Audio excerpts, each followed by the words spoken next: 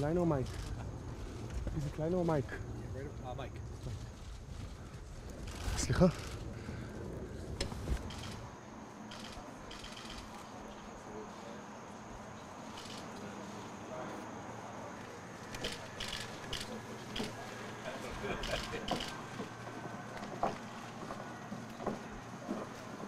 Well, good afternoon, everyone. It is an honor to welcome Prime Minister Netanyahu to Gracie Mansion, especially the day after Yom Kippur. As all of you, I'm sure, know, there has always been a special bond between our city and Israel. Like Israel, New York City's history has been defined by immigrants who come in search of freedom and the opportunity to build a better life. And like Israel, New York City has remained a target for terrorists who seek to destroy that freedom.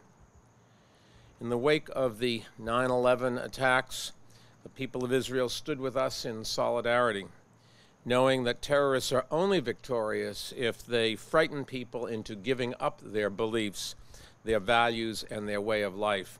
That will never happen in Israel, and it will never happen in the United States. I thought President Obama gave an excellent speech in the UN, and he was absolutely right to say that Iran must not be allowed to obtain nuclear weapons. The U.S. and Israel are in complete agreement on that, and I think that Prime Minister Netanyahu made a very compelling case today why a clear red line is needed and why that will help preserve peace. And I'm sure that the U.S. and Israel can work out a common policy in the interests of both nations and in the interests of peace. The fact is, the most painful and tragic lesson of the 20th century was that regimes based on racial superiority and religious hatred can't be trusted to keep their word to the international community. When we say never again, we must mean it. And that requires us to draw certain lines before we reach the point of no return so that we don't wake up one day and realize that it is too late. Millions of Americans have contributed to building a stronger Israel. I've been proud to be one of them. Last year I went to Jerusalem to help dedicate, in my father's name, a new MDA medical facility which treats people of all faiths and all nationalities absolutely equally. And on that trip, I did have the pleasure, again, of visiting with Prime Minister Netanyahu and his wife, who's with us today. And I'm honored to have the chance to host both of them here again at Gracie Mansion. Mr. Prime Minister, would you like to say a few words? Thank you, Michael.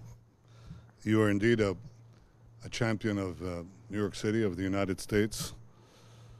You've contributed mightily to both and also made generous contributions to Israel.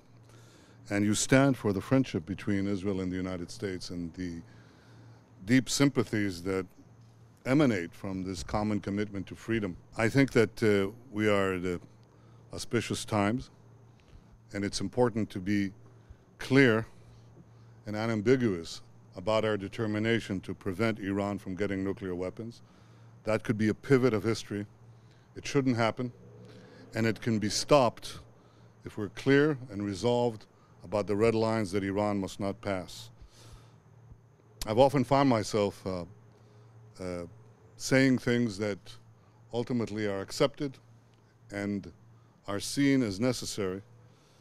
I believe that many see this today. We're in close consultations with the United States about this issue, about how to practically prevent Iran from moving ahead, how to make them abandon their nuclear weapons ambitions.